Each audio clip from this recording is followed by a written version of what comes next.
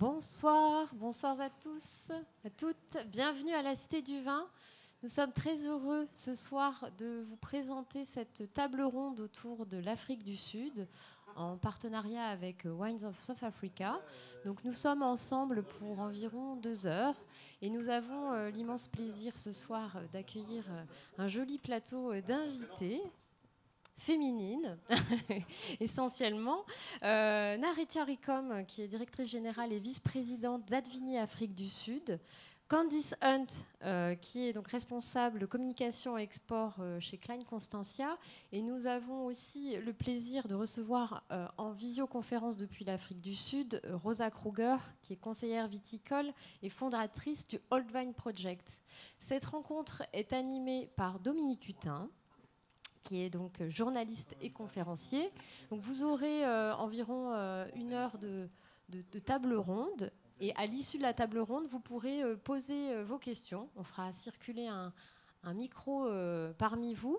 Les personnes qui nous suivent depuis Zoom, sur la plateforme Zoom, vous pourrez aussi poser des questions. N'hésitez pas à poser vos questions. Ils seront relayés à nos invités. Et puis, à l'issue de la rencontre, nous vous invitons à remonter au premier étage pour une dégustation de vin d'Afrique du Sud qui vous sera présentée tout à l'heure. Voilà, je vous souhaite une excellente soirée. Je laisse la parole à Dominique Hutin et à nos invités.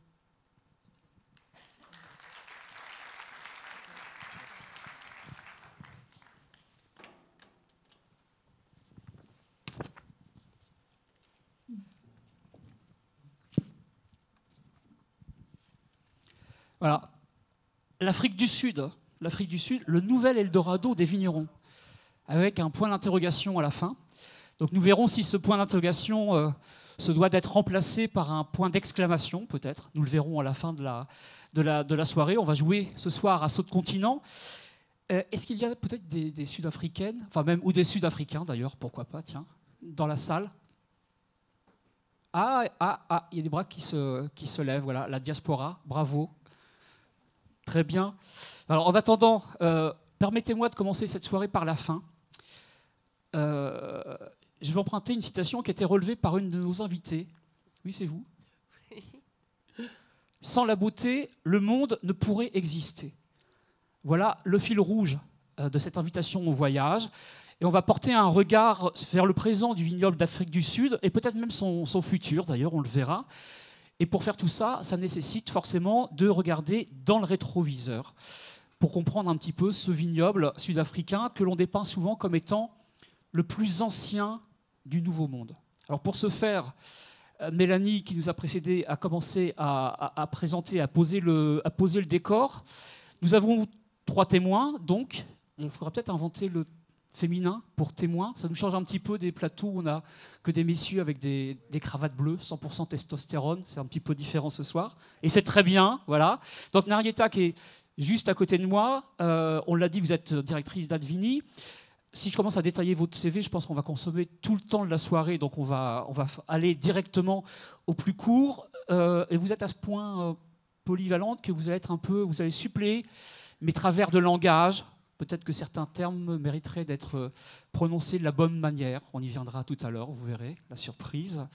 Donc vous serez mon équipière sur la prononciation, si vous voulez bien. Candice Hunt, on l'a dit, vous êtes responsable communication de Klein Constantia, mais vous êtes aussi une espèce de régional de l'étape, finalement, parce que si vous êtes né en Afrique du Sud, vous exercez toute votre carrière, finalement, en France, à Bordeaux spécialement.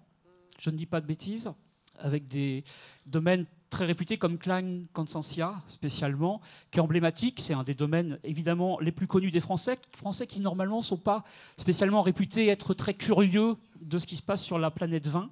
Donc ça, c'est un marqueur assez fort, notamment cette étiquette que vous avez peut-être déjà vue, vin de Constance, on a ce mot en français qui est un élément facilitant. Et puis, plus que je pratique un anglais extrêmement pur, mais que je suis le seul à comprendre, Gisèle Massol, qu'on salue, qui est là-haut, assurera la traduction en direct. Merci à elle. Puisque notre 3e invitée, elle habite un tout petit peu loin du réseau de tram de Bordeaux. Elle sera donc en vidéo. Elle a installé un projet vraiment déterminant pour le vignoble sud-africain. C'est Rosa Kruger. Alors Kruger, dites-le maintenant, comment est-ce qu'on le prononce réellement? C'est très bien, mais c'est Kruger. Voilà, notez-le. Il y aura une petite interrogation surprise en fin de soirée. Notez bien tous les termes, c'est important. Rosa, elle est conseillère viticole. Bonjour Rosa. Où est-ce que vous vous trouvez? Good evening, everybody. Ah voilà, elle nous répond. D'où est-ce que vous nous parlez aujourd'hui? At the moment, I'm in Riebeek Kasteel. It's a small town up the west coast of South Africa. Alors, je suis à At the Riebeek-Kasteel, qui end of our est harvest, une we actually had the petite first ville beautiful rains today. dans As you can see, I'm wearing l'Afrique du some Sud. nice and warm Et il a clothes. fait frais aujourd'hui, c'est pour ça que j'ai un col It's, roulé. in comme vous voulez. Swartland. Ah. Dans le Some of you might have heard of Swartland. Swartland. It's a dry farmed area Donc and c'est very une good wines from région this area. où on cultive des vignes qui ne sont pas irriguées. Très bien.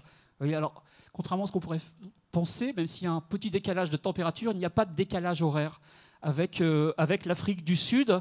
Elle porte, Rosa, un magnifique projet dont on parlera tout à l'heure et dont le vignoble français pourrait s'inspirer. Je pense qu'il y a vraiment quelque chose d'assez intéressant à puiser là-bas. Et puis, pour parfaire ce lien entre l'Afrique du Sud et Bordeaux, on aura une quatrième invitée qui va nous livrer un témoignage qui est assez émouvant. Une grande figure du vignoble. On va la laisser au rang de surprise pour l'instant, vous la découvrirez tout à l'heure. Alors vous le savez, le temps viticole, c'est un temps lent, pas plus d'une récolte par an. Or, le vignoble sud-africain a sur un temps extrêmement court opéré une incroyable évolution, vraiment folle, à ce point que peut-être cette évolution mériterait d'être requalifiée en révolution. Et pour saisir un peu les contours de cette histoire, je vous propose qu'on pose le décor avec une immersion. Candice, vous m'avez confié, nous n'avons pas de château comme à Bordeaux, nos châteaux sont des montagnes. Eh bien, on va vous emboîter le pas et on va lancer une première vidéo. Nos amis de la régie, s'il vous plaît, j'espère que vos passeports sont à jour parce qu'on part en Afrique du Sud. There's a place at the southernmost tip of Africa, known for its natural beauty and its irrepressible spirit. It's a warm and welcoming place with a rare and captivating rhythm.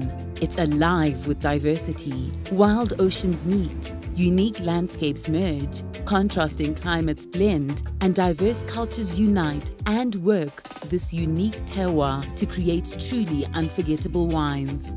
Welcome to the winelands of South Africa. Welcome to our world of discovery. Influenced by our European colonial heritage and over 360 years of winemaking history, our winemakers infuse the best of old world traditions with spirited new world innovation to deliver wines like no other. South Africa is a young, dynamic nation filled with ambition, hope, and optimism. The spirit of our people was born from diversity, and you can feel it in everything we do. There's life here, there's energy. We embrace our differences, choosing to let our diversity inspire us to work together towards a brighter future. Like our nation, our wines are vibrantly diverse, as seen in our extensive range of grapes and large palette of varietals. We're the largest producer of the versatile variety Chenin Blanc, and we're proud to have developed our own South African grape, which crosses Pinot Noir and Cinsault into an exclusive variety called Pinotage. Our unique climate and contrasting flora-rich landscape make our wines alive with flavor. The warm African sun ripens our grapes, while cool ocean breezes retain their acidity together, creating a fresh, dynamic taste profile. Most of our wines receive their Integrity and Sustainability Certification seal. Our industry, supported by NGOs and conservation organizations, is committed to sustainable, eco-friendly production to protect our unique biodiversity and ensure the future of our vines and our beautiful fertile land. Aware of our past and ever hopeful for our future, our winemakers care deeply about our land and our people. Our industry is focused on community with transformation, upliftment, and education at the heart. Through the Wine Industry Ethical Trade Association and Fair Trade, amongst others, we ensure a better future for families who have toiled our lands for generations. Protecting our diversity, natural and social, is paramount to our survival. We invite you along as we forge ahead with this thrilling journey towards a sustainable future for all. Through wines that delight the senses, stir the soul, and aim to provide a better future for our land and our people. Wines of South Africa, welcome to our world of discovery. Parlons histoire. Avant d'approcher le présent du vignoble, je vous propose de saisir comment s'est construite l'aventure qui nous occupe aujourd'hui. Candice, je viens de le dire, vous avez un pied à Bordeaux, vous avez travaillé dans les châteaux bordelais. Et à propos des origines du vin, vous avez souligné une phrase assez forte. Aujourd'hui, Dieu soit loué, du vin a été produit pour la première fois sur le site à partir des raisins du Cap. Nous sommes le 2 février 1659 et un peu perfidement, vous avez souligné 2 siècles avant le classement des vins de Bordeaux de 1855. Voilà. Et on a à ce propos une petite carte à vous présenter qui est là, si elle veut bien apparaître. Il semblerait qu'il fasse un peu chaud pour la technique parce que Alors c'est une carte ancienne. Ah, ça n'est pas celle-là. On va y arriver. Voilà. Tout se mérite. Voilà. Cette carte, c'est 1691, c'est la péninsule du Cap. Candice, vous pouvez peut-être nous dire un tout petit peu d'où vous avez tiré cette citation, février 1659. Comment est arrivé le vin en Afrique du Sud? Alors cette citation, c'est Jan van Riebeeck qui l'a dite, qui l'a écrite en fait, au moment où lui était le premier gouverneur du Cap. Et il aimait le vin comme un bon Hollandais. Et ils ont tout de suite, assez rapidement d'ailleurs, vu le potentiel pour planter des vignes en Afrique du Sud. Alors, à ce qui paraît, en toute transparence, les premiers jus n'étaient pas bons du tout. Mais grâce à... Enfin, selon mes sources, c'est avec Simon van der Stel, qui est ensuite, on va dire, a pris la relève un peu plus sérieusement et le faisant lui-même, en gérant lui-même la production. La qualité est née vraiment, les vins de qualité sud-africains. Donc ça date de quelques années après, 1659. Donc c'est... Dans les années 60 de 1600, c'est pour dire à quel point, effectivement, et j'aime bien ce petit pied de nez, parce que je travaillais auparavant pour un premier grand cru classé 1855, et c'est vrai que c'est une grande force, ce classement. Et à la fois, je ne peux pas résister, étant sud-africaine avant tout, de souligner gentiment que en Afrique du Sud, même s'il y a ce label Nouveau Monde, le vin a été produit depuis le moment, depuis 200 ans avant ce grand classement. Donc on a cette empreinte hollandaise, mais je crois qu'on a aussi une empreinte française dans ce périmètre historique. Marietta, vous la connaissez? Oui, donc ça c'était un peu plus tard, c'était au moment de l'édit de Nantes. Et en fait, c'était quand les Huguenots ont quitté la France, mais ils sont partis en Hollande parce que c'était un pays protestant. Et là, les Hollandais ont dit « Bienvenue, mais voici le bateau ». Et donc, ils étaient envoyés en Afrique. Et aujourd'hui, là, Candice a parlé de Simon van der Stel. C'est lui qui a fondé Stellenbosch, qui est une appellation très renommée d'Afrique du Sud. Et d'ailleurs, tous nos domaines avec lesquels je travaille se trouvent à Stellenbosch, Ken Forester, l'Avenir, Stellenbosch Vineyards, Kleine Zalse. Donc voilà, on a vraiment un grand pied à Stellenbosch, mais à côté, il y a aussi un coin qui s'appelle le coin des Français. Et ça s'appelle Franschhoek. Et les Huguenots... L'honneur est sauf. Oui.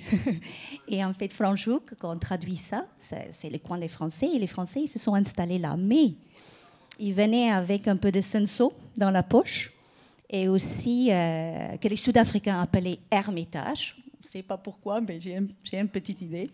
Mais c'était du senso et ça venait principalement du Languedoc et notamment des Cévennes et aussi avec du pinot noir. qui venaient de toute la partie Bourgogne, etc. Et donc, c'est très intéressant parce que je ne veux pas aller trop vite. Mais le Cinsault, comme dans le Languedoc, adore le soleil. Et donc, ça partit dans tous les sens. Il faut savoir qu'on est au sud de l'Afrique où les deux océans se retrouvent, Atlantique et Indien. On a des chaleurs, on a des vallées, on a des montagnes, on a des microclimats. Mais en tout cas, voilà. Oui, on n'avait pas besoin de cette vidéo. Finalement, nous y sommes. La téléportation directement. Non, c'est parfait. On a vraiment ce climat. Et même quasiment, c'est une persistance rétinienne avec la manière dont vous nous avez embarqué. On va rester sur cette veine historique. Je parlais de Klein Constantia, le vin de Constance, qui va être finalement l'ambassadeur du vignoble sud-africain auprès des cours royales.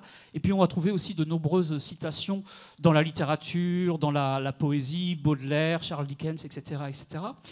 Et pour illustrer ce lien Europe-Afrique du Sud, le témoignage donc que j'évoquais tout à l'heure, qu'on va lancer en vidéo, de la part d'une personne qui peut revendiquer un certain recul. Pourquoi ? Parce qu'elle est quasiment centenaire.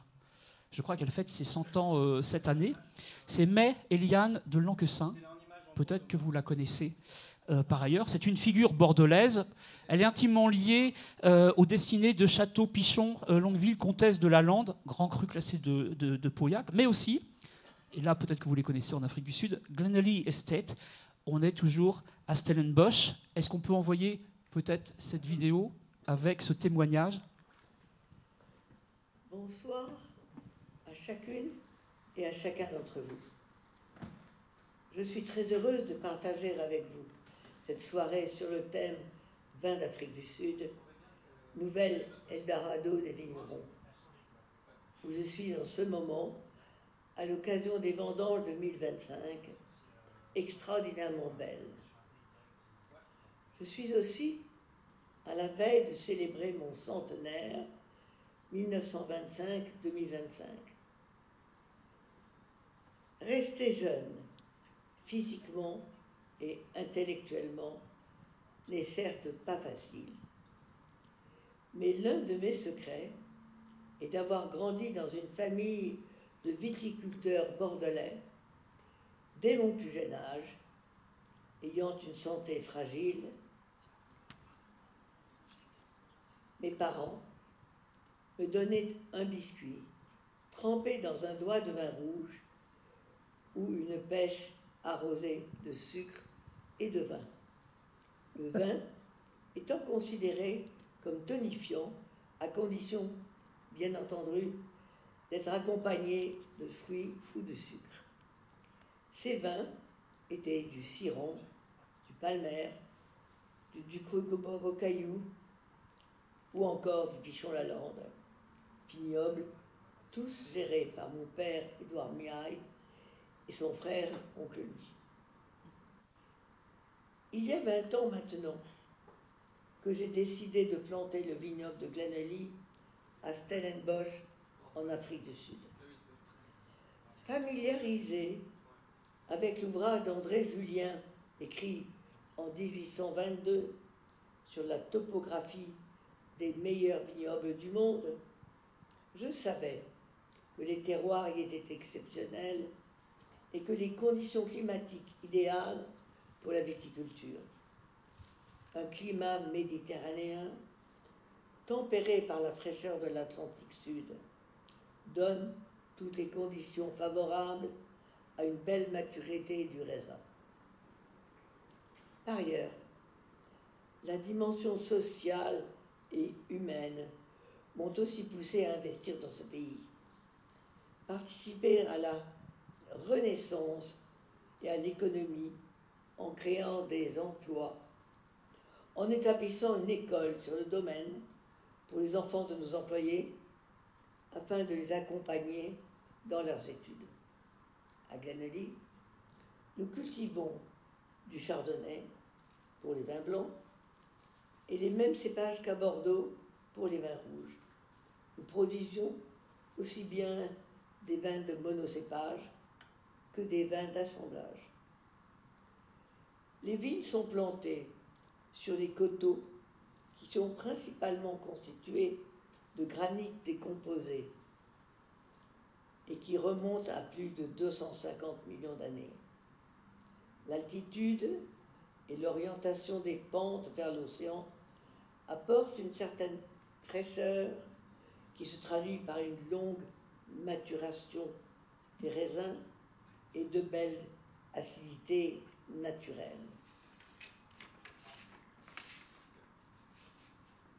Il en résulte des vins équilibrés avec un potentiel de garde élevé. Je vous souhaite une très belle soirée et je lève mon verre à l'Afrique du Sud, à l'amitié franco-sud-africaine, espérant qu'un jour vous viendrez visiter ce très beau pays. Bonne soirée. Voilà. Voilà quelqu'un qui se dépeint avec une santé fragile, mais qui est centenaire, bon, qui a une belle vitalité et qui mène une nouvelle carrière d'influenceuse beauté, au passage, vous avez pu le voir. Climat méditerranéen, océan Atlantique, sud, fraîcheur, acidité naturelle. Donc voilà une photographie qui a été dépeinte à grands traits.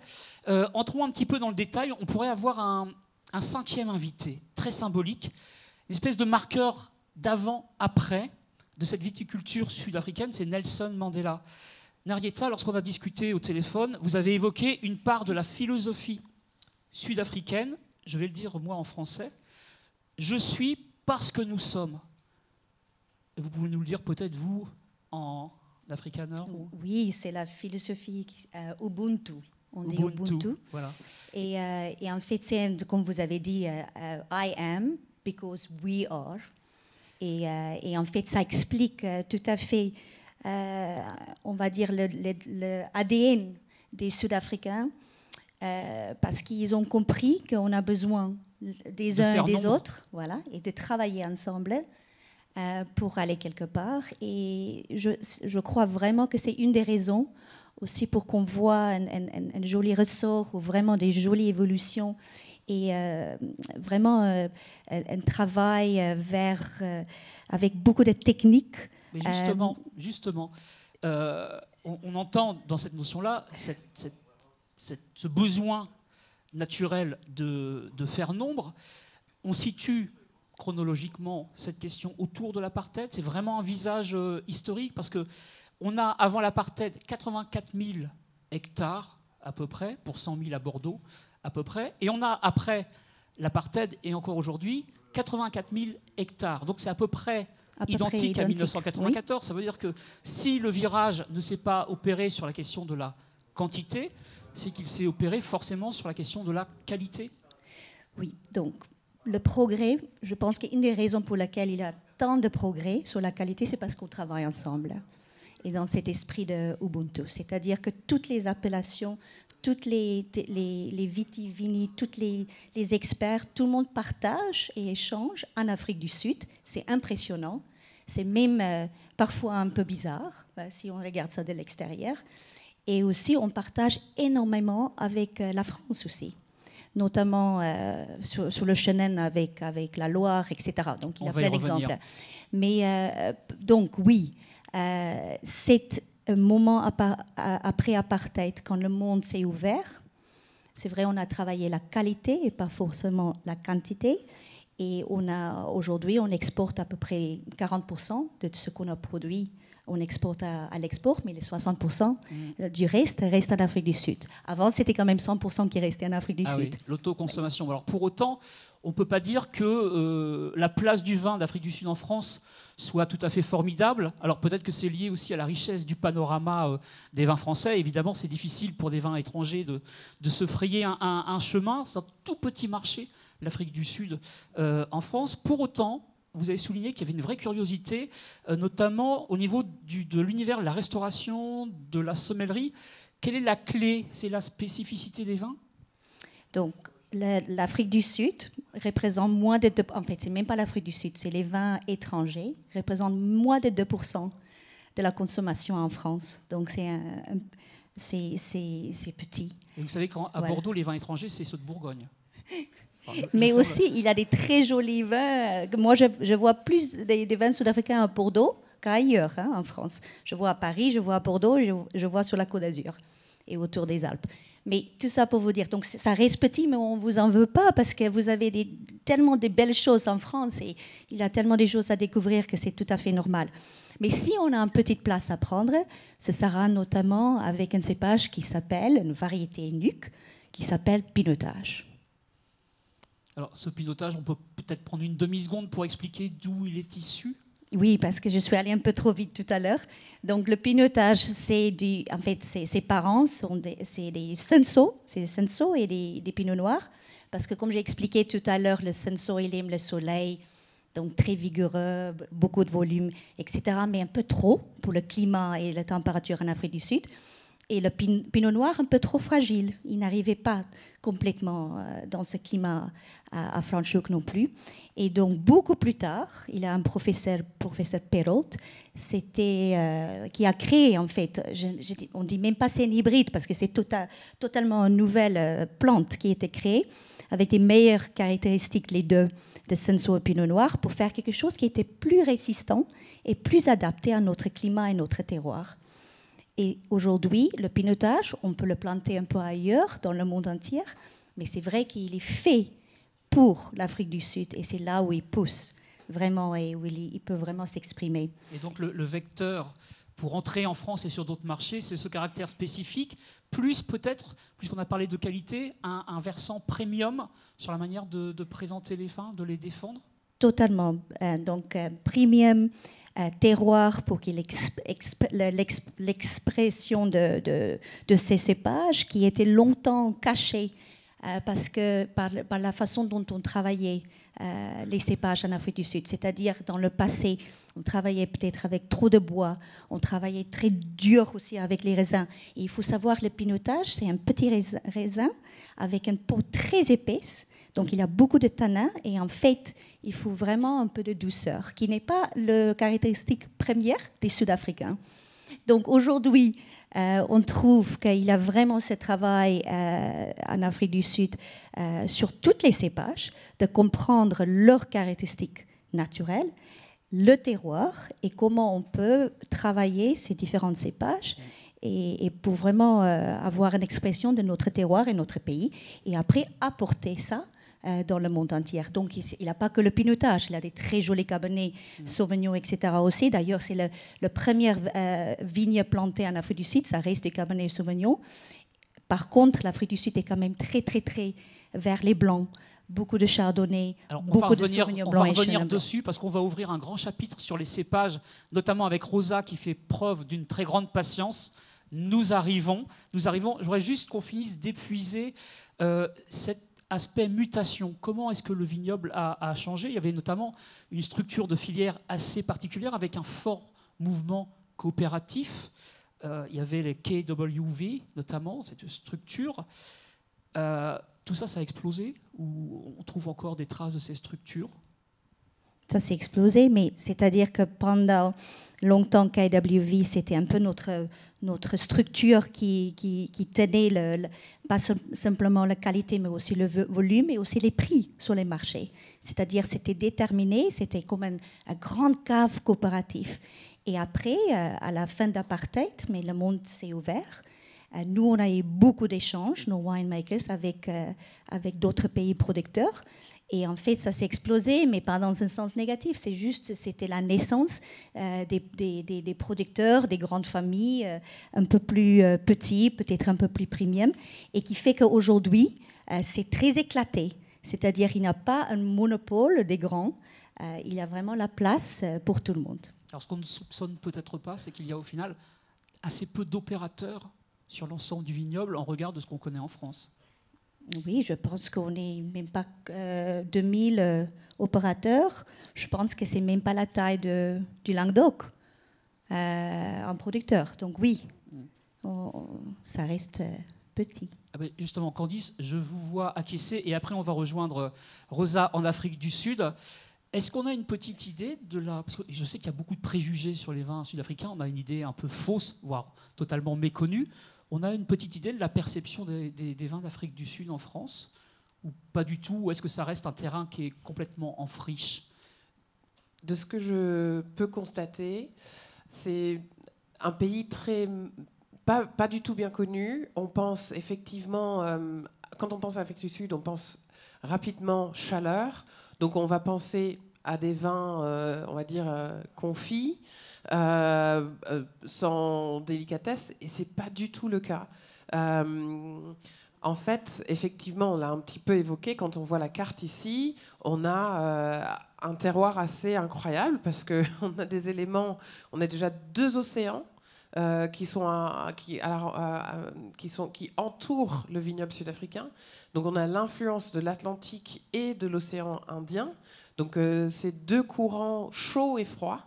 On a beaucoup d'aspects. On a beaucoup aussi de collines, évidemment, parce qu'on a ces montagnes de 600 millions d'années sur lesquelles nos vignes poussent.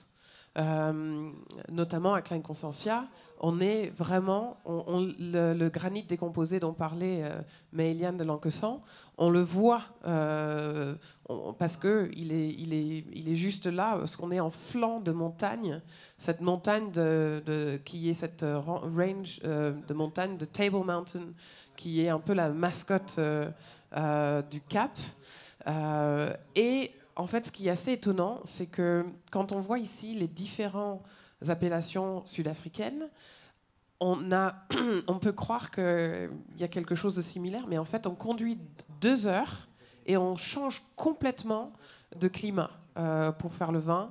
Il va y avoir, de notre côté, on va dire, je vais peut-être me faire taper sur les doigts, mais à Constantia, on est dans un terroir très, très, très modéré, un climat très, très modéré, parce qu'on donne vraiment sur l'Atlantique, on a directement les influences, un peu de la même manière que Bordeaux. Et à la fois, on va avoir, dans les terres, ça va se réchauffer un peu, mais ne vous détrompez pas, on reste vraiment très influencé par l'océan. Donc, on a quand même à Stellenbosch, là où nous avons également une propriété qui s'appelle Anwilka, on voit l'océan. Donc de Stellenbosch, on voit aussi l'océan. Et ensuite, Walker Bay, qui est un peu la petite Bourgogne de l'Afrique du Sud, parce que là, on trouve des cépages comme le chardonnay, comme le pinot noir, et la preuve qu'en fait, on fait des grands vins avec beaucoup de délicatesse, qui sont puissants mais équilibrés, avec du chardonnay, du pinot noir, du sauvignon blanc, du cabernet sauvignon et bien sûr du pinotage. Ou du muscat d'Alexandrie, on en reparlera tout à l'heure. Du muscat de Frontignan, effectivement. De Frontignan, pardon, j'étais parti un petit peu, un tout petit peu loin. Rosa, merci de votre patience. On voit cette carte. Vous avez dit cet aspect mosaïque qu'on ne soupçonne pas, qu'on connaît peut-être mal. Donc, Rosa, nous voilà sur votre terrain de prédilection avec cette viticulture d'aujourd'hui, cette carte mosaïque avec, comme vous l'avez dit, des proximités avec la mer et puis aussi des terres un petit peu plus reculées.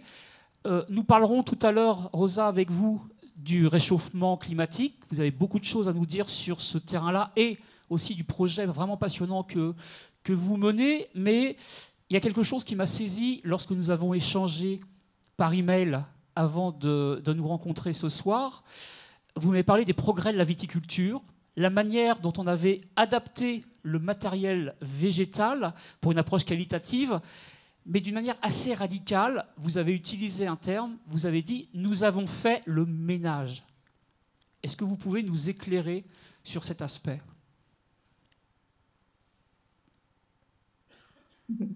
Yes, thank you for inviting me to talk tonight. And I just want to say firstly, de m'inviter à parler avec vous ce soir.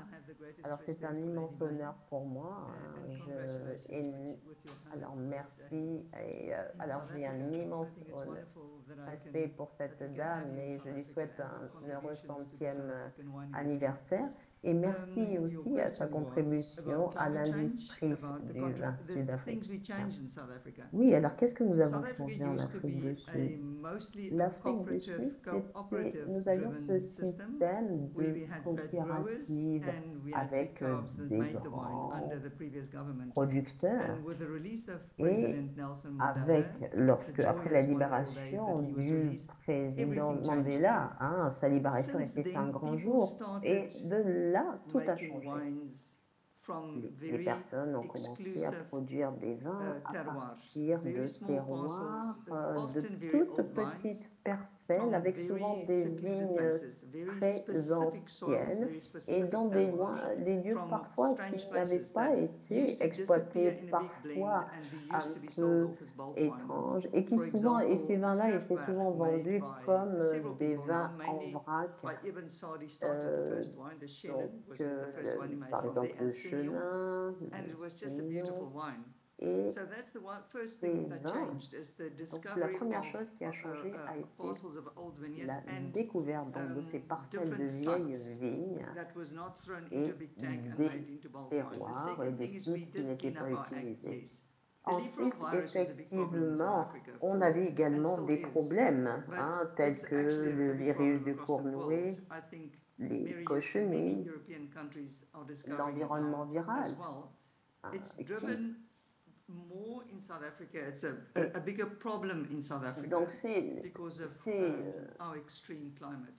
Donc, en fait, ces attaques à la vie sont encore plus fortes en raison du climat, puisque notre climat est vraiment extrême. Nous avons un climat qui est très varié, comme nous avons des vins qui viennent de Bourgogne, on fait pousser du pinot noir, du chardonnay très près de Lusignan. Nous avons aussi des pinots qui vont être dans des régions plus chaudes. Et en raison de la chaleur, mais aussi du vent, qui est un réel problème ici, les virus de la vigne affectaient non seulement la quantité, mais également la qualité des vins. Et donc, cette amélioration botanique, et d'ailleurs, ce projet qui a fait l'objet d'un projet et qui régule la vente et la circulation des vignes. 96% des vignes qui sont vendues en Afrique du Sud sont dépourvues de tout virus, donc en particulier le virus du cournouet et l'enroulement viral. Donc c'est vraiment fabuleux que de pouvoir planter des vignes qui sont saines, et c'est beaucoup plus facile bien sûr pour l'exploitation. Ce que nous avons eu aussi, nous avons des sols qui sont très anciens, qui sont plutôt acides. Nous avons dû mener beaucoup de recherches scientifiques sur la préparation des sols pour que nos plantes s'enracinent le mieux. Donc, il faut que les racines puissent s'établir le plus profondément possible pour résister à la chaleur et au changement climatique. Donc, David Salmon fait partie des experts qui ont travaillé sur ce type de projet et ils nous ont appris à travailler, à préparer ces sols. Alors, on a dû sans doute en faire plus que d'autres pays, mais c'est vraiment le deuxième point. Et le troisième point... Alors, est-ce que je réponds bien à votre question? Oui, avec générosité même, c'est parfait. The third thing, of course, the third thing is, of course, the Old Vine Project of South Africa. Le troisième point, c'est le projet Vieille Vigne. Nous avons créé ce projet en 2002. Ça a été très difficile parce qu'on ne savait pas où se trouvaient ces vieilles vignes et nous n'avions pas de base de données en fait. Nous n'avions pas d'équivalent ici de nos groupements professionnels.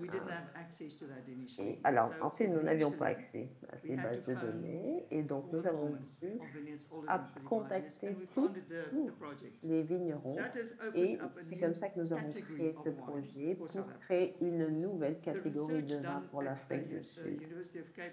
Donc, cette recherche a été conduite à l'université de Cape Town par Dr. Jonathan. Montrer ici. Ah oui, alors est-ce que vous pouvez montrer la photo qui montre le sceau que l'on appose sur les bouteilles de vin? Seal is a seal that's on the bottle of wine, an Old Vineyard Project wine, donc, that shows the age. Tout ce sceau, en fait, comporte l'âge de la vigne à partir duquel a été élaboré le vin.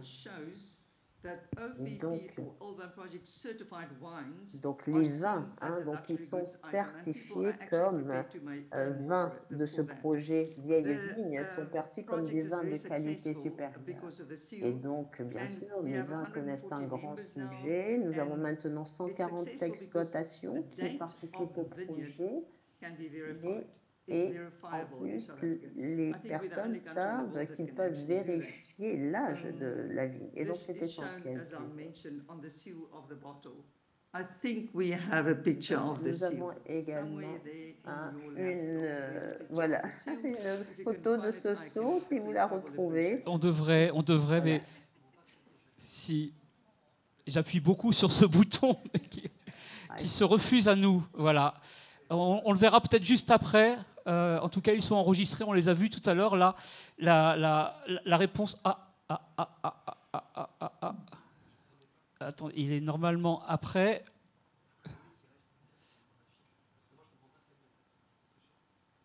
Alors, le logo apparaît derrière le médaillon où apparaît Rosa, et on a au premier plan un très vieux pied de chenin qui, je crois, date de 1976. Voilà. On essaiera de voir ce logo un petit peu mieux tout à l'heure. Alors, on a entendu quand même cette mue, la manière dont ce ménage a été fait. 96% des cèpes sont... Ah, merci, voilà. On voit ce petit logo dans le coin supérieur de l'image qu'on va retrouver donc sur les bouteilles, et je pourrais vous en montrer un autre tout à l'heure lorsqu'on fera défiler. Je voulais juste qu'on épuise une question. Donc 96% des cépages qui sont exempts de maladies. L'autre gros travail a été sur ce travail d'adéquation entre le cépage, la conduite de la vigne, le terroir, l'exposition.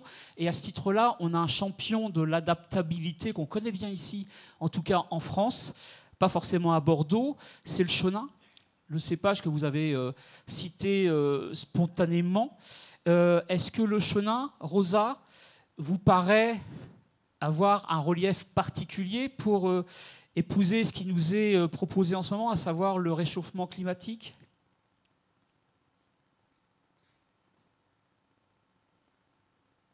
That's a very good question. I can't answer that question. All I can say to you. Alors, je ne peux pas y répondre, mais ce que je peux vous dire, c'est que est la variété que l'on va retrouver le plus souvent dans les vieilles vignes d'Afrique du Sud. Et certaines variétés de chenin n'existent plus en France. Nous en reste quelques-unes. Alors, nous en avons pris des souches que nous avons enlevées, pour lesquelles nous avons enlevé tous les virus. Et à partir de celles-ci, nous sommes en train de développer de nouvelles variétés à partir de ces anciennes variétés. Donc à l'avenir, nous planterons des chenins des clones de chenin, des sélections de nos villes les plus anciennes en Afrique du Sud et qui semblent être résilientes. Alors, ce n'est pas prouvé scientifiquement prouvé, mais elles sont là depuis 100, 120 ans. Donc, en fait, si elles ont réussi à s'adapter, elles ont développé des caractéristiques qui les rendent beaucoup plus résilientes, et c'est pourquoi nous introduisons des nouveaux clones de ces anciennes vignes de chenin blanc. Et les Français, d'ailleurs, sont venus en Afrique du Sud il y a 12 ans pour prendre également des souches pour préserver ces clones très spécifiques de chenin originaires d'Afrique du Sud. Et bien voilà, on commence à faire le chemin inverse finalement. Okay. Les cépages repartent vers leurs origines. Alors, il n'y a pas que le chenin dans la vie. Je vais tenter une nouvelle téléportation. Ah ben voilà, le logo que nous voulions vous montrer tout à l'heure. Voilà. Ce projet mis en place par Rosa. Et je crois que les images qui nous intéressent aussi sont juste avant, si elles veulent bien. Ben, nous sommes maudits. Ah ben voilà. Voilà, voilà. Quelques paysages. Alors, c'est dans l'autre sens. Je vous avais prévenu, il fallait avoir vos passeports à jour. On voyage beaucoup, pas dans le sens prévu, mais on se déplace beaucoup. Voilà, super. Candice, oui. Ce paysage vous parle peut-être? Un petit peu. Un tout petit peu. Il n'y a pas que le chenin dans la vie. Exactement. Nous voilà à Klein Constantia. Aussi le Sauvignon blanc et le Muscat de Frontignan. Et ce muscat, voilà. Sachant que... Alors, j'ai cité ces deux cépages. Évidemment que le Muscat de Frontignan, c'est notre porte-étendard à Klein Constantia parce que c'est le cépage dont est fait 100% de vin de Constance. Vin de Constance qui est un vin liquoreux. Qui a en fait une catégorie à lui-même. C'est-à-dire, moi j'ai travaillé pendant 7 ans à Sauternes avant de rejoindre l'équipe de Klein Constantia et d'Anouilka il y a 6 mois maintenant. Oui. Donc c'est tout nouveau pour moi de retourner dans mon pays parce que je suis née sud-africaine mais en France depuis 23 ans. Et en fait, donc, le liquoreux me parle, effectivement. Mais nous allons reparler parce qu'on va se rapprocher tout doucement du temps du repas et on va faire une petite parenthèse gourmande et je vous interrogerai, je viendrai vous taquiner justement sur ces équilibres et le parallèle que peut-être on peut faire ou pas avec Sauternes. Ce qui m'intéressait, c'était de prolonger le geste qu'avait initié Rosa nous parlant de la viticulture. Et on a vu ce vieux pied de chenin qui n'était pas mené sur des fils, comme on le connaît avec les paysages de coteaux, mais qui étaient menés en gobelet. Oui. Et je crois que vous avez cette démarche aussi sur une partie du domaine. Hein. Tout à fait. Alors, aujourd'hui, la grande majorité des muscats de Frontignan sont menés en gobelet parce que, étonnamment, ça nous permet de garder la chaleur comme quelque part une poule qui, sous ses ailes, garde les grappes pour les garder un petit peu au chaud, suffisamment pour mûrir au plein potentiel les raisins. Et on a une conduite du coup très différente par rapport à Bordeaux, où nous sommes en Vertical Shoot Positioning, donc VSP, et un peu comme des bons petits élèves. C'est pour moi un beau... On peut peut-être, juste expliquer un tout petit peu ce qu'est ce fameux VSP. VSP, c'est quand les vignes sont accrochées sur des fils en fer. Comme on le connaît, voilà, de manière traditionnelle. On cherche une verticalité, finalement. Pour que les grappes soient au maximum exposées au soleil, pour garantir le plus possible la maturité des raisins au moment des vendanges. Nous, effectivement, on On a une autre manière d'approcher ça en Afrique du Sud, et notamment, comme vous le voyez ici, à Klein Constantia. Vous avez en premier lieu de la photo les gobelets en question. Et j'aime bien cette métaphore parce que pour moi, l'Afrique du Sud, c'est un oxymore. On est, je pense que même si je manque d'objectivité par rapport à mon pays, évidemment, on est dans une splendeur naturelle, on est dans quelque chose de complètement magnifique, de rayonnant, et c'est la nature qui parle avant tout. Et à la fois, on va faire ces très très grands vins, et on va les faire d'une manière presque sauvage. Donc ici, avec la conduite en gobelet. Donc, au premier plan et de manière plus classique au second plan. Effectivement. Qui est plus commun à nos... Voilà, ce qu'on va trouver plus facilement en France. Mais ces paysages de vignes, ça pose quand même une question. Les sociétés, et je parle depuis la France, les sociétés sont traversées par des considérations environnementales. Et en Afrique du Sud, on trouve finalement très peu de bio.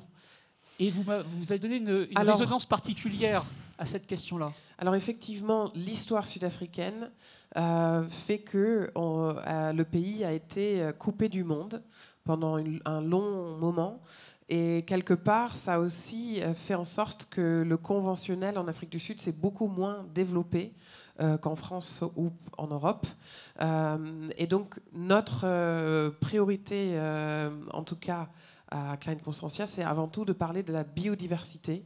On est là pour protéger la grande diversité de toutes les espèces végétaux, mais aussi, alors il faut dire qu'on a des mammifères qui sont sur la propriété, dont je ne vous ai pas parlé. Ce sont les babouins, qui sont les plus grands prédateurs à Klein Constantia.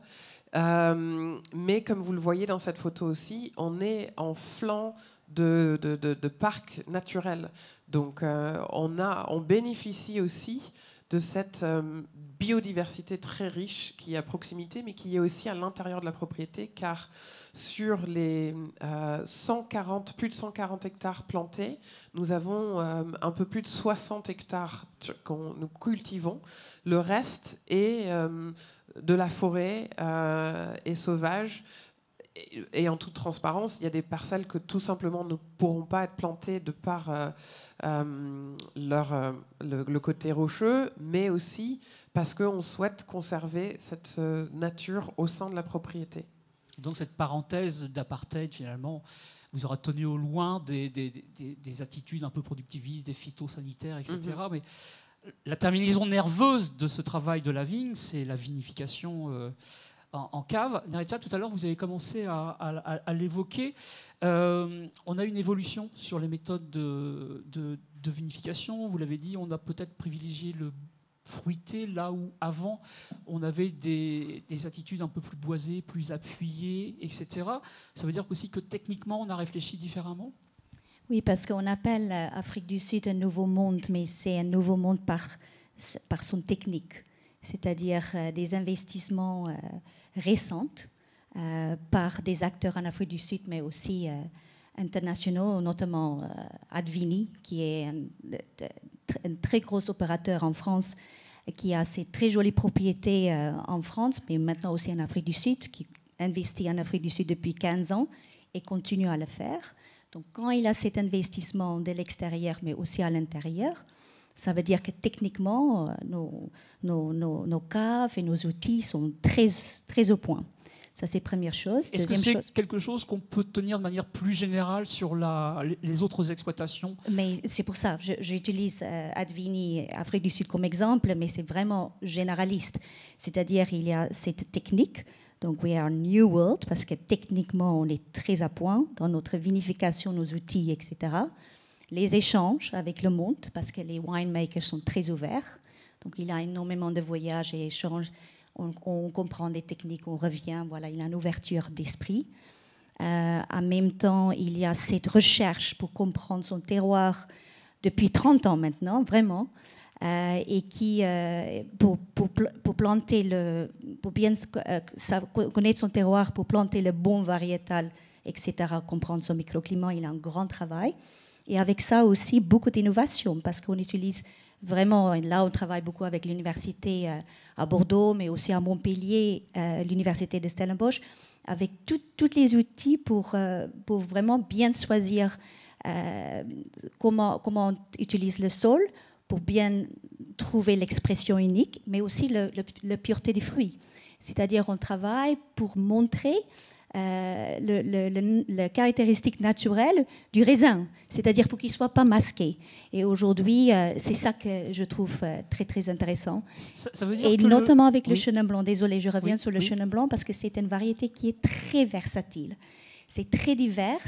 Pour moi, ça reflète l'âme d'Afrique du Sud. Il faut savoir qu'on a 11 langues officielles, qu'on a énormément de diversité dans le pays par notre histoire. Et en fait, le chenin blanc s'appelait avant stien. Stien en afrikaans, ça veut dire cornerstone. Ça veut dire que c'est la variété sur laquelle notre industrie était bâtie. Mais aujourd'hui, ce stien, qui faisait un peu le volume avant, fait des vins remarquables. Aujourd'hui, il y a un homme qui a beaucoup travaillé, œuvré pour ça, c'est Ken Forrester. Et quand on ferme les yeux et on goûte un bon chenin blanc de Stellenbosch, notamment Ken Forrester, mais il y a d'autres aussi, on peut penser que c'est un grand vin de France ou ailleurs. Donc il y a vraiment cette recherche de trouver pureté des fruits et avec beaucoup de technicité, et en même temps de comprendre son terroir. Et ça, c'est pas une nouveauté, mais ça fait 350 ans qu'on fait du vin. Ça fait 30 ans qu'on commence à comprendre notre terroir. Et c'est pour ça que je trouve que cette lieu Afrique du Sud peut être intéressant pour l'avenir. Oui. Sur le chenin, je pense que les Français sont convaincus, puisque la Loire s'emploie à créer des bulles, des vins secs, des grands liquoreux, des demi-secs, etc. Et ce caractère protéiforme. Alors, pour autant, les prévisions ne sont pas très optimistes sur les conséquences du réchauffement. On a compris cette résilience du chenin. Est-ce qu'il y a, Rosa, puisque vous êtes toujours avec nous, est-ce qu'il y a des vignobles qui seraient plus impactés que d'autres en matière de réchauffement ?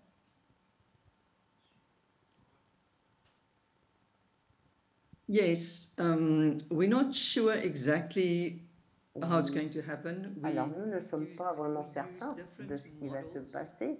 Nous utilisons différents modèles qui sont produits par le plan international sur le changement climatique, des données du ministère de l'Agriculture qui prévoit une augmentation de la température de 1,5 degrés d'ici 2050, donc dans à peine 25 ans, et qui pourrait avoir un climat 30% plus sec, beaucoup moins de précipitations. Donc c'est choquant. Alors pas seulement le fait que nous allons avoir plus chaud et que nous aurons moins de précipitations, mais nous avons déjà des climats extrêmes. Nous avons eu 11 très grosses inondations dans le KwaZulu-Natal. Nous avons eu de très fortes inondations, mais il y aura aussi des incendies. Alors, avant, nous avions des périodes de pluie, de précipitation de 3 jours, mais nous allons avoir maintenant les mêmes quantités, mais en 3 heures. Donc, des phénomènes météorologiques extrêmes. Et donc, certaines prédictions disent qu'il fera plus chaud dans la partie occidentale d'Afrique du Sud, mais aussi des pluies d'été dans la partie du sud, Botrava, Naïsna. On a déjà commencé à observer cette tendance, davantage de pluie dans les pluies d'été. Vous savez que cela veut dire aussi davantage de parasites de la vigne, des maladies. Donc, pour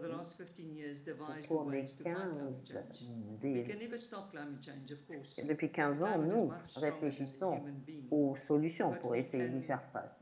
Le climat sera toujours plus fort que les humains, mais nous essayons de mettre en place des techniques pour devenir plus résilients. Voilà. la réflexion est en cours. Je sais que vous menez dans vos vignobles respectifs des expériences aussi d'adaptabilité.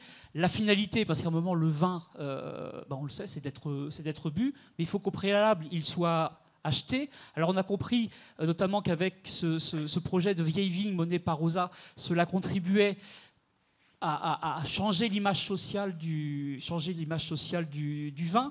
Vous m'avez envoyé, Nareta, une avalanche d'informations qui suffirait à retapisser le studio dans lequel nous sommes aujourd'hui. On ne peut pas tout aborder, mais comment est-ce que le vignoble sud-africain répond aux attentes mondiales, le marché mondial? Comment est-ce qu'il navigue sur le marché mondial, ce vin sud-africain?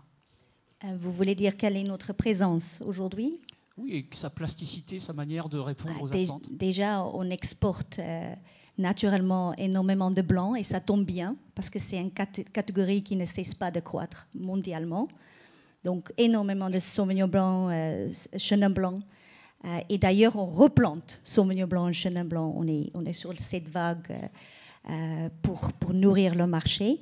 On travaille, Afrique du Sud travaille beaucoup en Nederland, Belgique, les pays scandinaves, notamment avec des projets comme les Old Vine Project.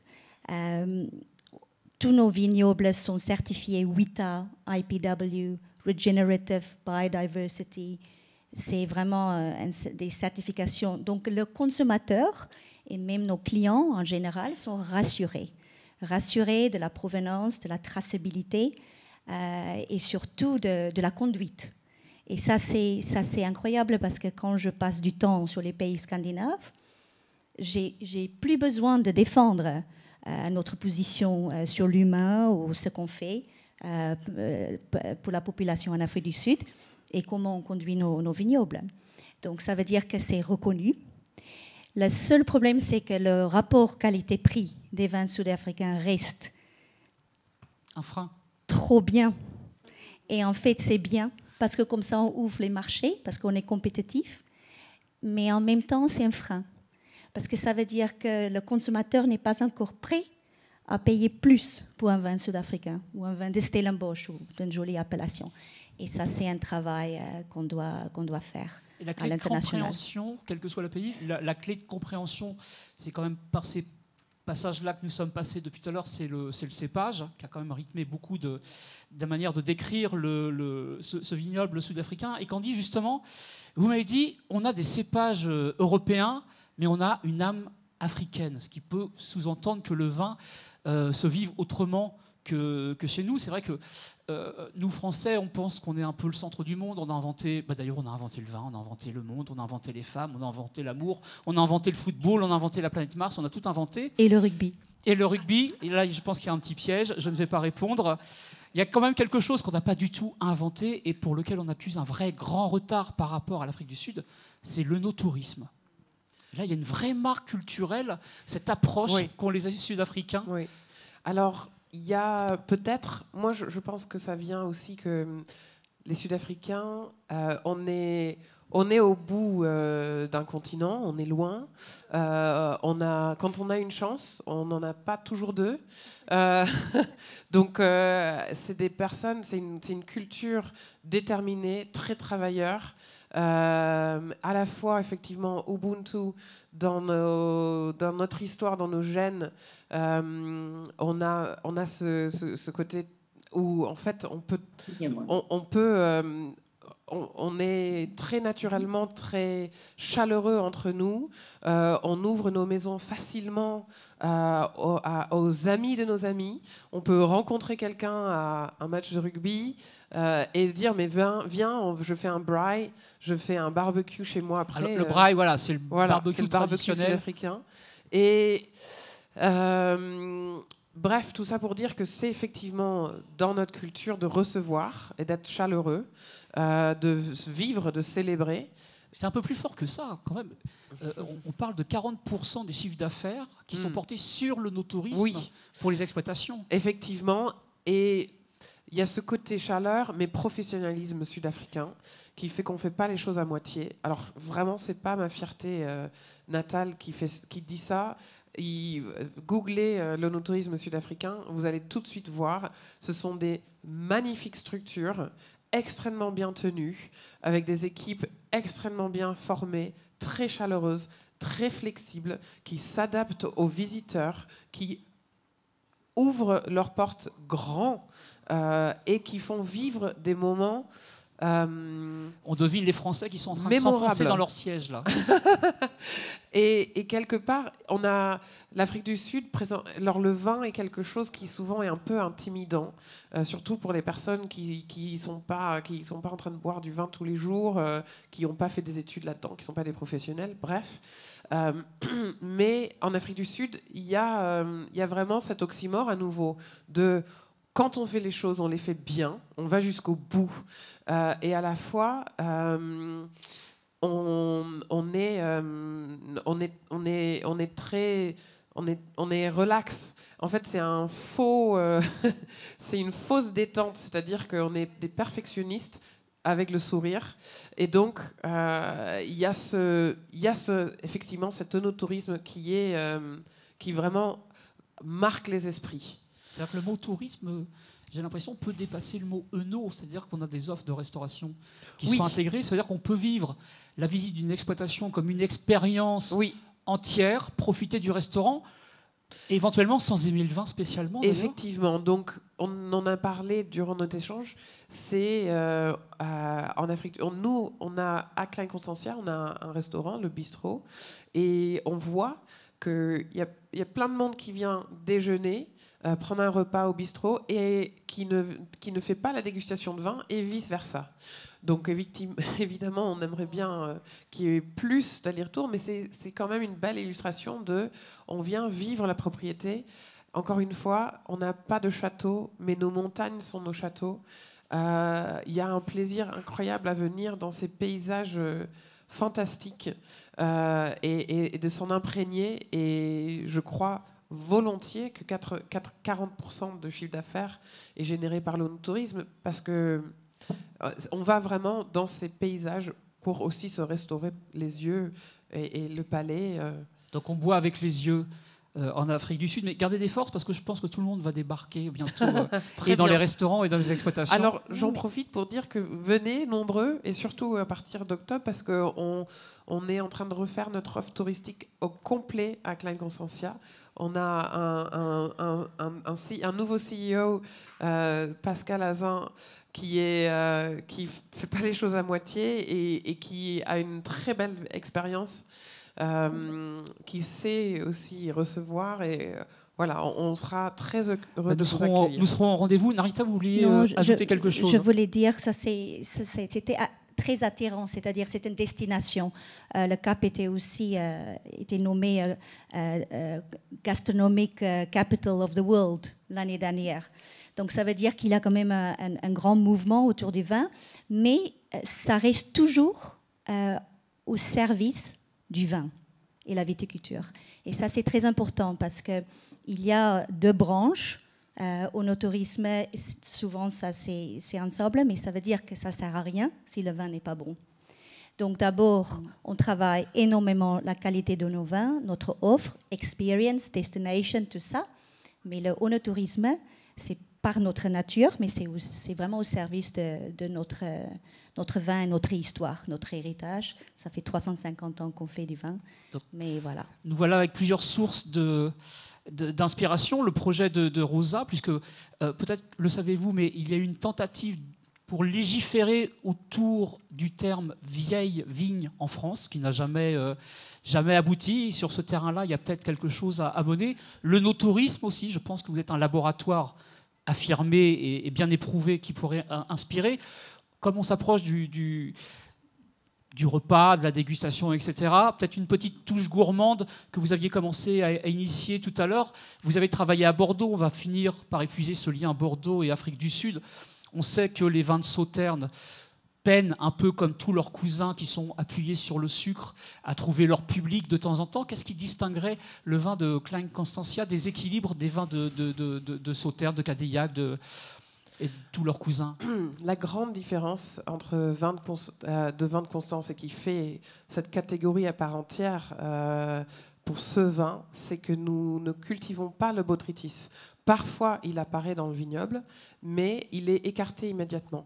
C'est une volonté, car nous avons voulu faire renaître, après presque 100 ans de disparition de vin de Constance, cette légende et dont il y a des notes de dégustation faites par les plus grands, dont Jane Austen, qui disait que c'était le meilleur remède pour un cœur brisé.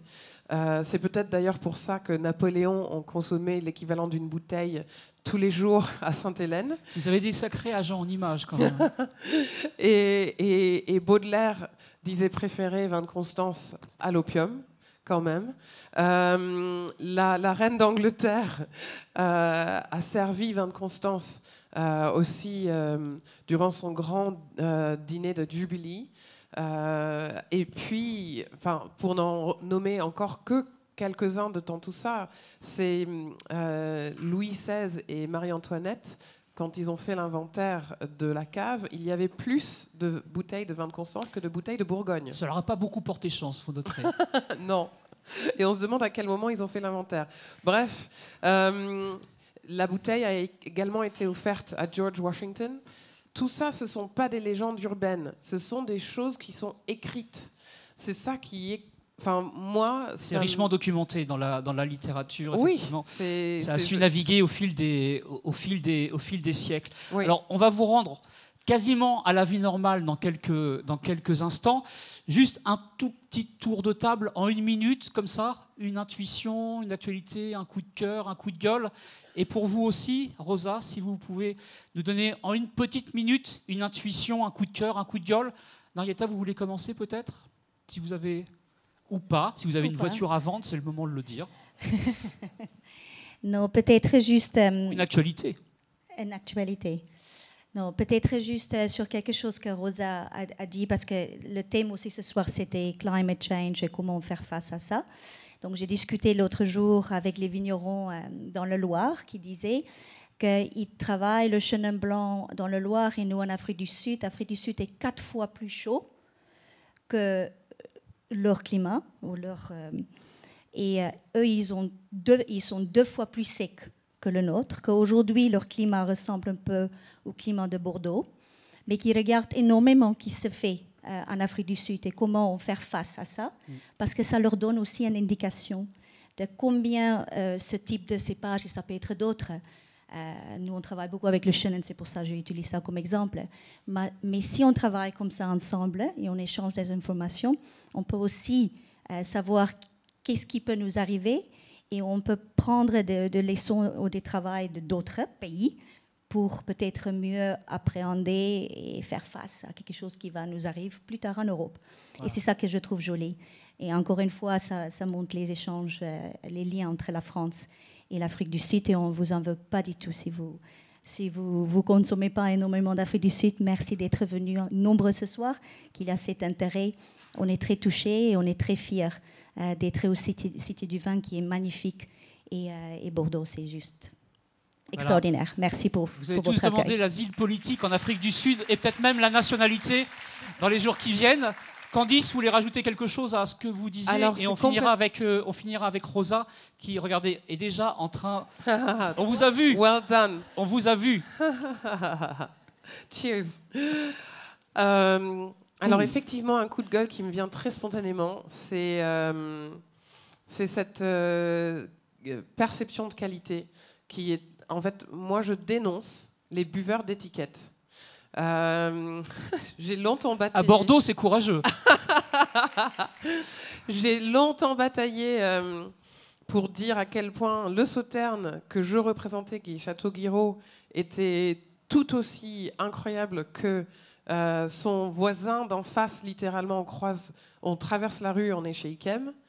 Et en fait, je dénonce ces buveurs d'étiquettes parce que je les ai vus maintes et maintes fois se mettre en position de méditation devant la bouteille dès qu'il y a une bouteille d'Ikem. Effectivement, ça continue à m'énerver, même si moi, j'adore Ikem, évidemment. Enfin, j'en ai pas bu beaucoup dans ma vie, mais les fois, je m'en souviens. Peut-être parce que c'était peu. Mais aventurez-vous allez à la dégustation à l'aveugle, honorez vous-même avant tout. Arrêtez de vous faire dicter votre propre dégustation. Allez envers ce que vous avez envie de vivre vous. On n'est plus dans la dictature de il faut faire ci, il faut faire ça. On est dans autre chose. Et donc, aventurez-vous aussi avec ces fabuleux vins sud-africains. Je vous mets la main à couper que si vous dégustez un de nos Sauvignon blancs, qui malheureusement, je préfère ne pas parler de Sauvignon blanc parce que vous allez le déguster, vous n'allez pas croire que c'est du Sauvignon blanc. Vous pouvez le confondre très facilement avec le Pape Clément blanc, que j'ai aussi eu la chance de déguster quotidiennement, car mon premier employeur était Bernard Magret ici à Bordeaux. Et vraiment, faites-vous le cadeau de vous offrir notre Sauvignon blanc à un prix. On va se faire beaucoup d'amis ce soir. À un prix dérisoire, c'est pas grave, je travaille plus pour les Bordelais. À un prix dérisoire par rapport à ces vins blancs bordelais. Et bien sûr, je suis pas là pour faire du Bordeaux bashing. Je suis là pour dire que je suis bordelaise, résidente, donc j'ai choisi ici, j'ai choisi ce pays pour m'installer et pour élever mes enfants. Donc c'est pour dire à quel point j'aime ce pays que je suis et que je reconnais toutes ses qualités. Mais à la fois, offrez-vous le cadeau de la découverte. Vraiment. Et faites-le avec un jeu en faisant de la dégustation à l'aveugle. C'est sympa. Eh bien, vous aurez appris autre chose. On connaissait le quart d'heure marseillais. Voilà ce qu'est 1 minute en Afrique du Sud. En tout cas, c'était pétri de chaleur et de conviction. Merci pour ce temps-là. Rosa, est-ce que vous voulez conclure avec un petit trait d'humeur, une actualité, un court message? Parce que les premiers amis que l'on va se faire, c'est l'organisation. On est en train d'exploser le timing.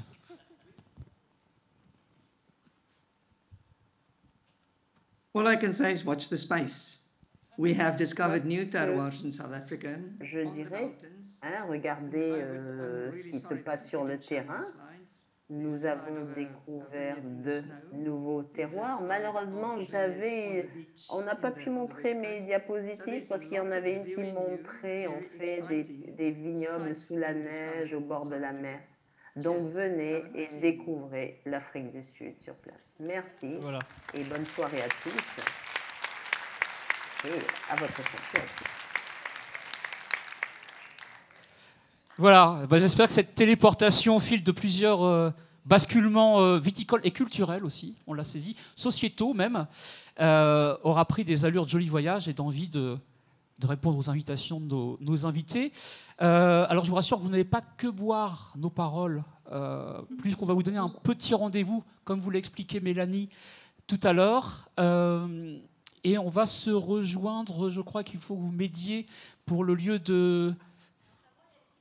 Avant, il y a les questions. Avant, il y a les questions, bien sûr. Avant, il y a les questions. Y a-t-il des questions? Alors, en afrikaner, en anglais, en français, en bordelais, en marseillais, allez-y, nous sommes prêts. En zoulou? On a Loïc qui a le micro qu'il peut faire passer. Vous allez voir, il le lance. Ça ne fait pas mal. Exactement. Il faut juste lever la main. Je vous envoie le micro. Si vous avez une question. Bon, apparemment, on a épuisé toutes les interrogations. C'est vrai qu'on a labouré assez profondément les coins et recoins de tout le vignoble. Eh bien, écoutez, on va pouvoir enchaîner directement avec ce... Il y a une question. Voilà. Monsieur. Il est au premier rang. Alors, j'ai une mauvaise nouvelle, c'est un vigneron bordelais. Ouais, moi, c'est pas vraiment une question, c'est plutôt une réflexion. Je me disais que c'était quand même heureux que Baudelaire n'ait pas pensé à consommer du vin de Constance en intraveineuse, parce que son inspiration... En intraveineuse? Oui. Ok. Parce que son inspiration est peut-être évoluée différemment. Voilà. Inspiration vigneronne. Gérard Descrambles de Saint-Émilion. Une autre question peut-être? Là-bas. Alors, va faire une petite passe. On va faire des sauts de puce. Messieurs, vous pouvez faire passer? C'est du rugby. Ah non, mais c'est pour faire passer là-bas.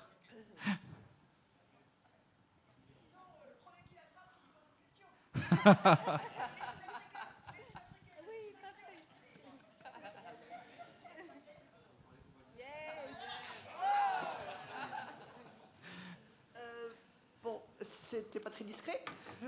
La consommation de vin apparemment des jeunes diminue en France. Est-ce que c'est la même chose en Afrique du Sud? Première question. Et deuxième question, est-ce que la consommation des vins par les jeunes en France diminue parce qu'ils n'y comprennent rien? Et est-ce qu'en Afrique du Sud, c'est plus facile à comprendre? Alors, je vais me permettre d'accompagner cette question avec une autre. Est-ce qu'il y a une politique? On a la loi E20, par exemple, qui encadre depuis quelque temps. Est-ce qu'on a une politique similaire? On répondra d'abord à votre question priorité au vôtre, mais j'aimerais bien aussi qu'on essaye de dire un peu comment les gouvernements, comment la perception de l'alcool est menée au niveau du gouvernement en Afrique du Sud. Si je peux juste poser le décor, c'est très intéressant ce que vous dites là, parce qu'en Afrique du Sud, il n'y a que 7% de la population qui consomme du vin. 7%.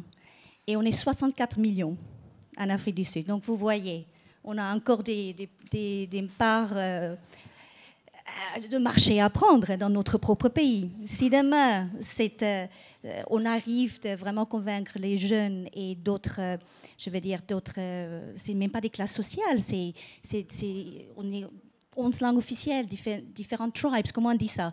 We have Zulus and Xhosas and Sutus and English people and Dutch people, all of that. Mais la culture du vin est en fait très localisée. Elle est dominée par la culture de la bière. Et donc, est dominée par la culture des bières, mais on a un grand travail à faire en Afrique du Sud déjà.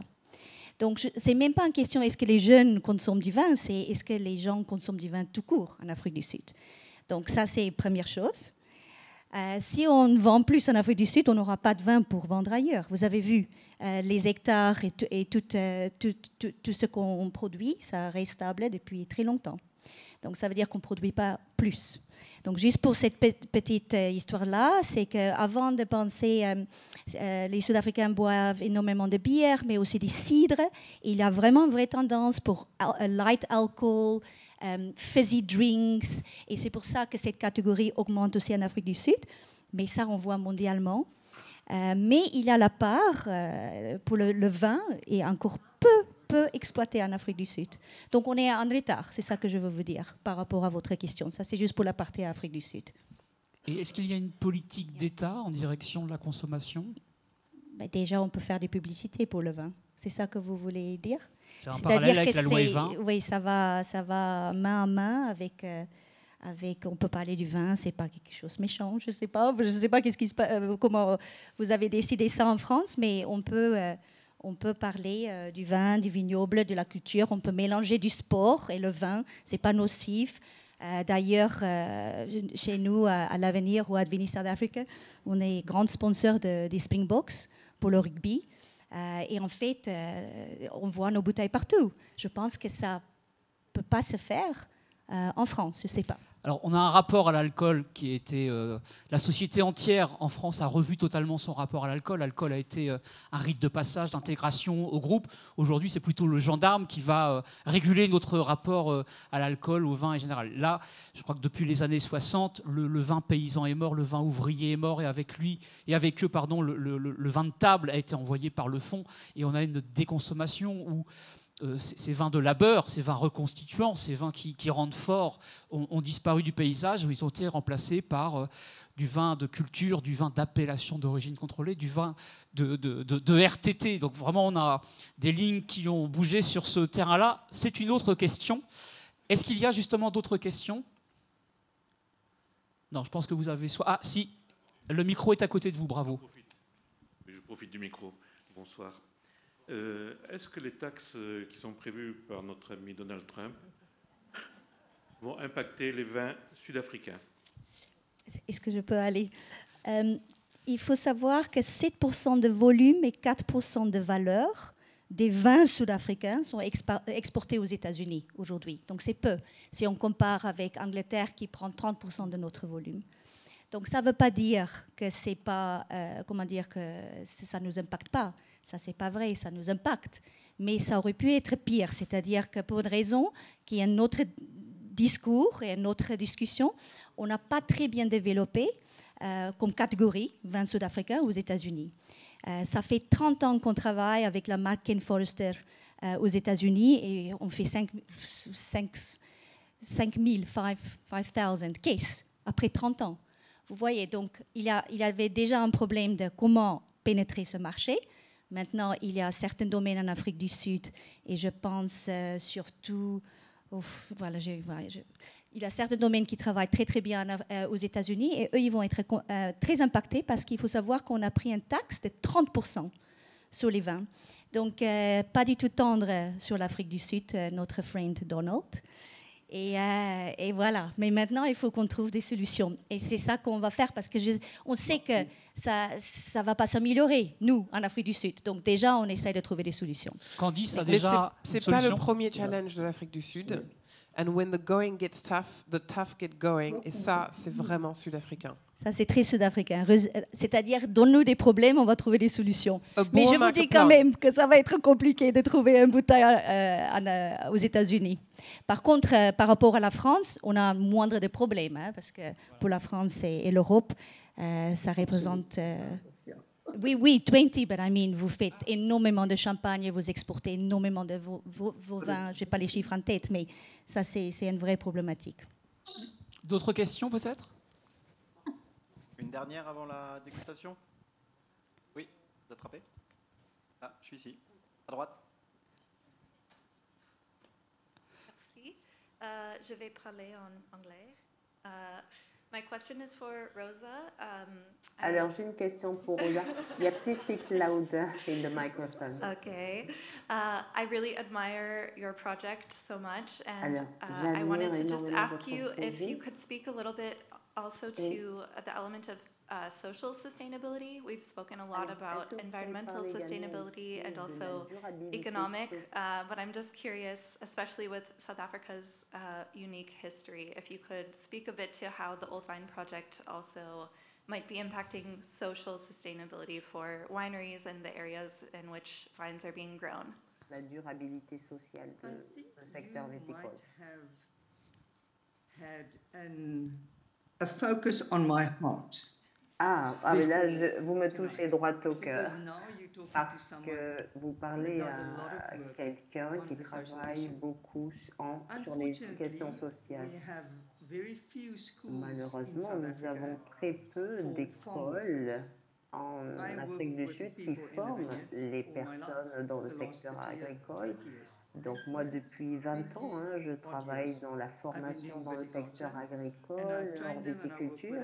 Je forme des personnes et nous avons lancé une école de viticulture. Donc cela fait 8 à 9 ans maintenant que nous formons les personnes à la taille, au maintien de la vigne. Et nous avons maintenant cette école de viticulture. C'est difficile, mais c'est le plus beau projet que j'ai mené de toute ma vie. Donc, je forme 40 personnes par an sur tous les différents aspects de la viticulture. Donc, analyse du sol, gestion des maladies, agriculture biodynamique. Enfin, on essaie de leur faire passer tout ce que nous savons. C'est la seule école actuellement qui forme les personnes en viticulture. Il y a beaucoup de cours qui concernent l'élaboration du vin, des vignerons. Pour les cours, il y a beaucoup. Et sur la viticulture, c'est la seule, donc notre équipe, donc dans mon équipe, j'ai Nadia, et nous avons lancé cette école, et c'est un projet fantastique justement pour cette question de durabilité. Et je comprends beaucoup plus, et les ouvriers, les personnes qui travaillent dans les exploitations en savent plus et comprennent mieux. Parce que lorsque vous travaillez tous les jours avec la nature, vous comprenez ce qui se passe. Voilà, c'est tout ce que je peux vous dire. Et merci beaucoup. Est-ce que ça répond à votre question? Je crois qu'on a eu une question avec une fibre sensible. Ça vous permet de saisir aussi un des trésors de l'Afrique du Sud, qui est le tissu humain, voilà, tout simplement. Une autre question, peut-être. Et sinon, on va passer aux travaux pratiques. Travaux pratiques. Donc, on se retrouve sur le lieu de dégustation. On va vous réannoncer le vin. En tout cas, merci d'être venu. Sinon, on parle tout seul et je pense que ce n'est pas tout à fait la même chose. Merci à Rosa. Thank you. Thank you. Allons nous réhydrater.